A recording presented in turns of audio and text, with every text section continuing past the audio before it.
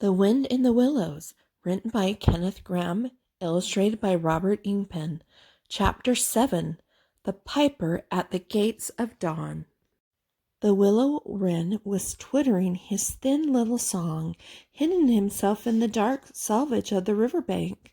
Though it was past 10 o'clock at night, the sky still clung to and retained some lingering skirt of light from the departed day.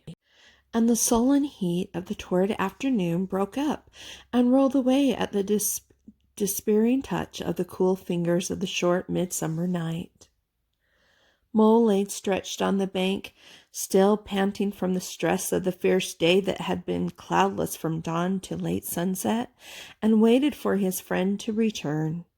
He had been on the river with some companions, leaving the water rat free to keep an engagement of long standing with Otter, and he had come back to find the house dark and deserted and no sign of Rat, who was doubtless keeping it up late with his old comrade.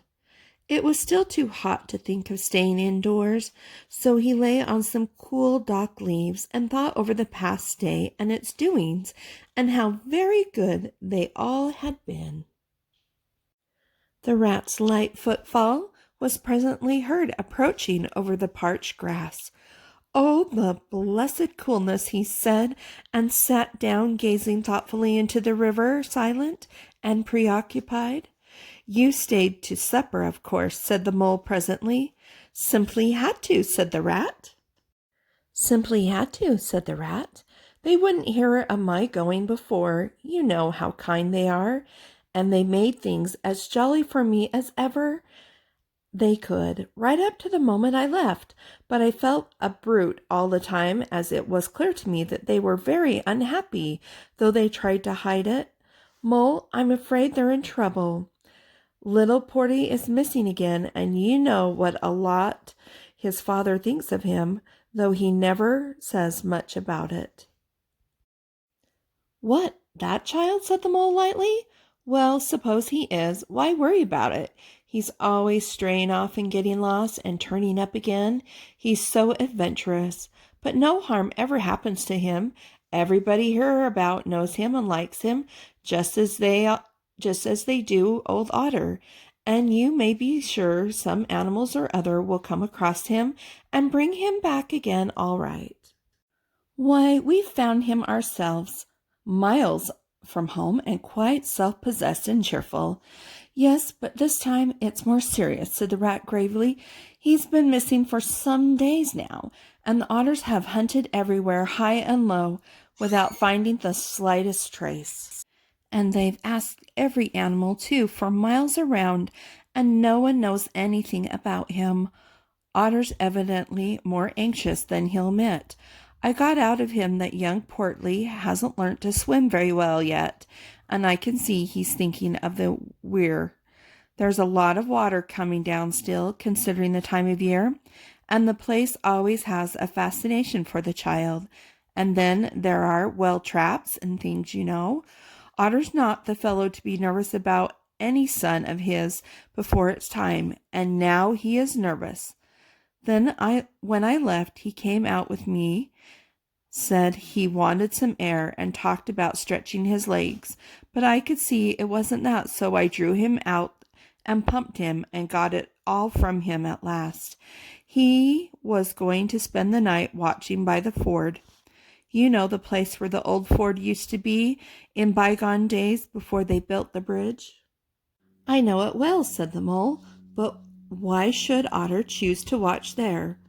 "Well, it seems that it was there he gave Portly his first swimming lesson," continued the rat, "from that shallow, gravely spit near the bank, and it was there he used to teach him fishing.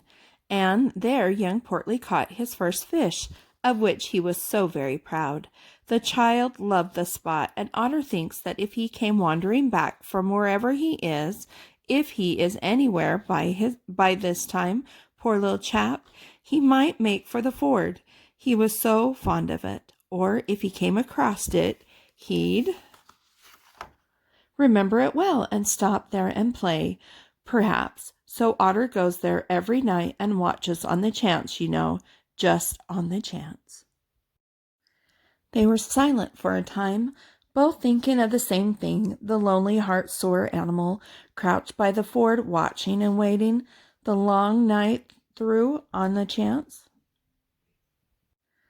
"Well, well," said the rat presently, "I suppose we ought to be thinking about turning in." But he never offered to move. "Rat," said the mole, "I simply can't go and turn in and go to sleep and do nothing, even though there doesn't seem to be anything to be done. We'll get the boat out and paddle up the stream. The moon will be up in an hour or so, and then we will search as well as we can. Anyhow, it will be better than going to bed and doing nothing." "Just what I was thinking myself," said the rat. "It's not the sort of night for bed anyhow, and daybreak is not very far off, and then we may pick up some news of him from early risers as we go along." They got the boat out, and the rat took the sculls, paddling with caution. Out in midstream there was a clear, narrow track that faintly reflected the sky, but whatever shadows fell on the water from bank, bush, or tree, they were as solid to all appearance as the banks themselves, and Mole had to stir with judgment accordingly. Dark and deserted as it was, the night was full of small noises, song and chatter and rustling, telling of the busy little population who were up and about, playing their trades and vocations through the night till sunshine should fall on them at last and send them off to their well-earned repose.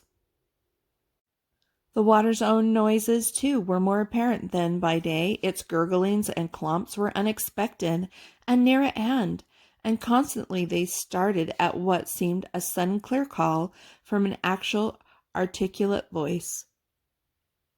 The line of the horizon was clear and hard against the sky, and in one particular quarter it showed black against a silver climbing phosphorescence that grew and grew. At last, over the rim of the waiting earth, the moon lifted with slow majesty till it swung clear of the horizon and rode off, free of moorings, and once more they began to see surfaces, meadows widespread and quiet gardens, and the river itself from bank to bank, all softly disclosed, all washed clean of mystery and terror, all radiant again as by day, but with a difference that was tremendous. Their old haunts greeted them again in other raiment, as if they had slipped away and put on this pure new apparel, and come quietly back smiling as they shyly waited to see if they would be recognized again under it. Fastening their boat to a willow, the friends landed in the silent silver kingdom and patiently explored the hedges, the hollow trees, the runnels, their little culverts, the ditches, and dry waterways. Embarking again and crossing over, they worked their way up the stream in this manner while the moon, serene and detached in its cloudless sky, did what she could, though so far off, to help them with their quest. Still her hour came, and she sank earthwards reluctantly, and left them and mystery once more her field and river. Then a change began slowly to declare itself. The horizon became clearer filled, and tree came into sight, and somehow with different looks. The mystery began to drop away from them. A bird piped suddenly and was still, and a light breeze sprang up and set the reeds and bulrushes rustling. Rat, who was in the stern of the boat, while Mole scolded, sat up suddenly and listened with passionate intentness. Mole, who was with gentle strokes, was just keeping the boat moving while he scanned the banks with care, looked at him with curiosity. "It's gone," sighed the rat, sinking back in his seat again. "So beautiful and strange and new. Since it was to end so soon, I almost wish I had never heard it, for it has roosed a longing in me that is pain, and nothing seems worth while but just to hear that sound once more and go on listening to it forever. No, there it is again," he cried, alert once more. Entrance, he was Entranced, he was silent for a long space, spellbound. "Now it passes on, and I begin to lose it," he said presently. "Oh, Mole, the beauty of it! The merry bubble and joy, the thin, clear, happy call of the distant piping. Such music I never dreamed of, and the call in it is stronger even than the music is sweet. Row on, Mole, row! For the music and the call must be for us." The Mole, greatly wondering, obeyed. "I hear nothing myself," he said, "but the wind playing in the reeds and rushes and the osiers." The Rat never answered. If indeed he heard, rapt, transported, trembling, he was possessed in all his senses by this new divine thing that caught up his helpless soul and swung and dandled it, a powerless but happy infant in a strong, sustaining grasp. In silence, Mole rowed steadily, and soon they came to a point where the river divided, a long backwater branching off to one side. With a slight movement of his head, Rat, who had long dropped the rudder lines, directed the rower to take the backwater. The creeping tide of light gained and gained, and now they could see the color of the flowers that gemmed the water's edge. "Clearer and nearer still," cried the Rat joyously. "Now you must surely hear it. Ah, at last I see you do." Breathless and transfixed, the Mole stopped rowing as the liquid run of the glad piping broke on him like a wave, caught him up and possessed him utterly. He saw the tears on his comrade's cheek and bowed his head and understood. For a space they hung there, brushed by the purple loose strife that fringed the bank. Then the clear, imperious summons that marched hand in hand with the intoxicating melody possessed its will on Mole, and mechanically he bent to his oars again, and the light grew steadily stronger. But no birds sang as they were wont to do at the approach of dawn, and but for the heavenly music all was marvelously still. On either side of them, as they glided onwards, the rich meadow grass seemed that morning of freshness and a greenness unsurpassable. Never had they noticed the roses so vivid, the willow herbs so riotous, the meadows sweet, so odorous and pervading. Then the murmuring of the approaching weir began to hold the air, and they felt a consciousness that they were nearing the end, whatever it might be, that surely awaited their expedition. A wide half-circle of foam and glinting lights and shining shoulders of green water, the great weir close to the backwater from bank to bank, troubled all the quiet surface with twirling eddies and floating foam streaks, and deadened all other sounds with its solemn and soothing rumble. In the midmost of the stream, embraced in the weir's shimmering arm spread, a small island laid anchored, fringed close with willow and silver birch and alder, reserved shy but full of significance. It hid whatever it might hold behind a veil, keeping it till the hour should come, and with the hour those who were called and chosen. Slowly, but with no doubt or hesitation whatsoever, and in something of a solemn expectancy, the two animals passed through the broken, tumultuous water and moored their boat at the flowery margin of the island. In silence they landed and pushed through the blossom and scented herbage and undergrowth that led up to the level ground, till they stood on a little lawn of marvelous green, set around with nature's own orchard trees, crab apple, wild cherry, and sole. "This is the place of my song dream, the place the music played to me," whispered the Rat, as if in a trance. "Here in this holy place, here, if anywhere, surely we shall find him." Then suddenly the Mole felt a great awe fall upon him, an awe that turned his muscles to water, bowed his head, and rooted his feet to the ground. It was no panic terror. Indeed, he felt wonderfully at peace and happy, but it was an awe that smote and held him, and without seeing, he knew it could only mean that some august presence was very, very near. With difficulty he turned to look for his friend and saw him at his side, cowed, stricken, and trembling violently, and still there was utter silence in the populace. Birds hunted branches around them, and still the light grew and grew.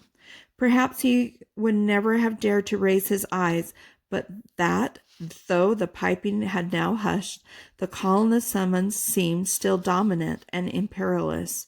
He might not refuse, were death himself waiting to strike him instantly, once he had looked with mortal eyes on things rightly kept hidden. Trembling, he obeyed and raised his humble head, and then, in the utter clearness of the imminent dawn, while nature, flushed with fullness of incredible color, seemed to hold her breath for the event, he looked in the very eyes of the friend and helper, saw the backward sweep of the curved horns gleaming in the glowing daylight, saw the stern, hooked nose between the kindly eyes that were looking down on him humorously, while the bearded mouth broke into a half smile at the corners, saw the rippling muscles on the arm that lay across the broad chest, the long supple hand still holding the pan-pipes, only just fallen away from the parted lips, saw the splendid curves of the shaggy limbs disposed in majestic ease on the sward, saw last of all, nestling between his very hoofs, sleeping soundly in entire peace and contentment, the little round, podgy, childish form of the baby otter. All this he saw for one moment's breathless and intense, vivid on the morning sky, and still he looked, he lived, and still he lived, he wondered. "Rat," he found breath to whisper, shaking, "are you afraid?" "Afraid?" murmured the rat, his eyes shining with unutterable love. "Afraid of him? Oh, never, never. And yet, oh, Mole, I'm afraid." Then the two animals, crouching to the earth, bowed their heads and did worship. Sudden and magnificent, the sun-bored golden disk showed itself over the horizon, facing them, and the first rays, shooting across the leveled water meadows, took the animals full in the eye and dazzled them. When they were able to look once more, the vision had vanished. The air was full of the carol of birds that hailed the dawn. As they stared blankly in dumb misery, deepening as they slowly realized all that they had seen and all they had lost, a capricious little breeze, dancing up from the surface of the water, tossed the aspens, shook the dewy roses, and blew lightly and caressingly in their faces. And with its soft touch came instant oblivion, for this is the last best gift that the kindly demigod is careful to bestow on those to whom he has revealed himself in their helping, the gift of forgetfulness, lest the awful remembrance should remain and grow and overshadow mirth and pleasure, and the great hunting memory should spoil all the after lives of little animals helped out of difficulties, in order that they should be happy and light-hearted as before. Mole rubbed his eyes and stared at Rat, who was looking about him in a puzzled sort of way. "I beg your pardon, what did you say, Rat?" he asked. "I think I was only remarking," said Rat slowly, "that this was the right sort of place, and that here, if anywhere, we should find him. And look, why, there he is, the little fellow." And with a cry of delight he ran towards the slumbering Portly. But Mole stood still a moment, held in thought, as one awakened suddenly from a beautiful dream, who struggles to recall it and can recapture nothing but a dim sense of the beauty of it. The beauty! Till that too fades away in its turn, and the dreamer bitterly accepts the hard, cold awakening and all its penalties. So Mole, after struggling with his memory for a brief space, shook his head sadly and followed the rat. Portly woke up with a joyous squeak and wriggled with pleasure at the sight of his father's friends, who had played with him so often in past days. In a moment, however, his face grew blank, and he fell to hunting round in a circle with the pleading whine. As a child that had fallen happily asleep in its nurser's arms, and wakes to find himself alone and laid in a strange place, and searches corners and cupboards and runs from room to room, despair growing silently in its heart. Even so, Portly searched the island and searched, dodged, and unwearying, till at last the black moment came for giving it up and sitting down and crying bitterly.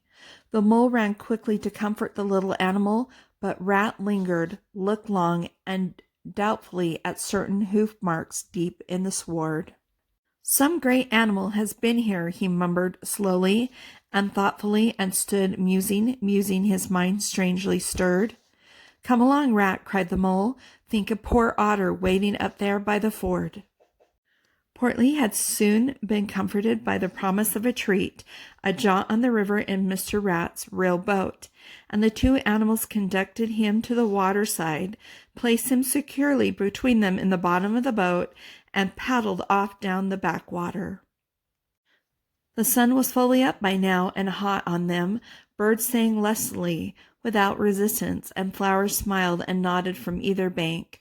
But somehow, so thought the animals, with less of richness and a blaze of color they had seemed to remember seeing quite recently somehow. They wandered where?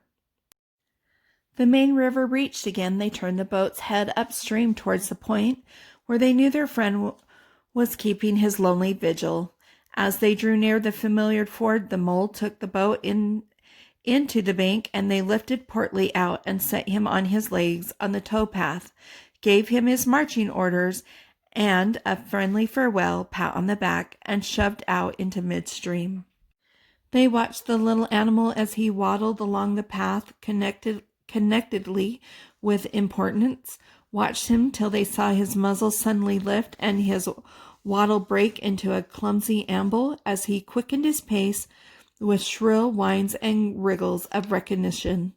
Looking up the river, they could see Otter start up, tense and rigid, from out of the shadows where he crouched in dumb patience, and could hear his amazed and joyous bark as he bounded up through the oysters onto the path. Then the mole, with a strong pull on the oars, swung the boat around and let the full stream bear them down again, whither it would, their quest now happily ended. I feel strangely tired, said the mole, leaning wearily over his oars as the boat drifted. It's being up all night, you'll say, perhaps, but that's nothing. We do as much half the nights of the week at this time of year.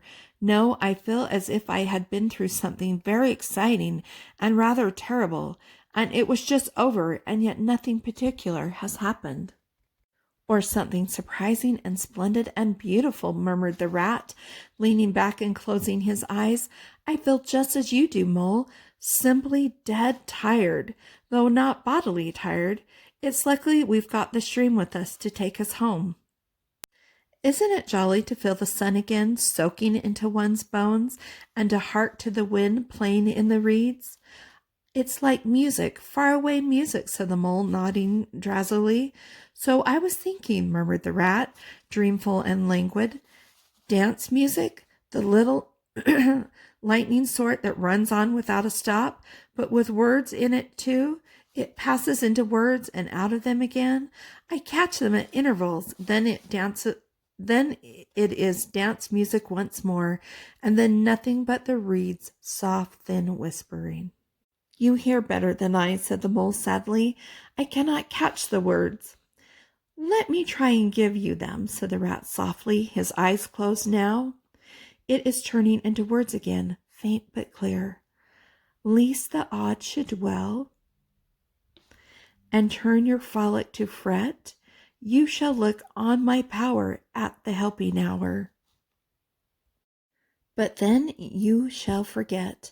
Now the reeds take it up. Forget, forget, they sigh, and it dies away in the rustle and a whisper. Then the voices return. Least limbs be reddened and rent, I spring the trap that is set. As I lose the snare, you may glimpse me there, for surely you shall forget. Row nearer, Mole, nearer to the reeds. It is hard to catch and grows each minute fainter. Helper and healer I cheer, small waifs in the woodland wet. Stray I find in it, wounds I bind in it, binding them all forget. Nearer, mole, nearer. No, it is no good. The song has died away into reed-talk. But what do the words mean? Said the wandering mole. What do I know? Said the rat simply. I pass them on to you as they reach me. Ah, now they return again, and this time full and clear. This time, at last, it is the real, the unmistakable thing, simple, passionate, and perfect. Well, let's have on it then, said the mole, after he had waited patiently for a few minutes, half dozing in the hot sun. But no answer came. He looked and understood the silence with a smile of much happiness on his face, and something of a listening look was still lingering there. The weary rat was fast asleep.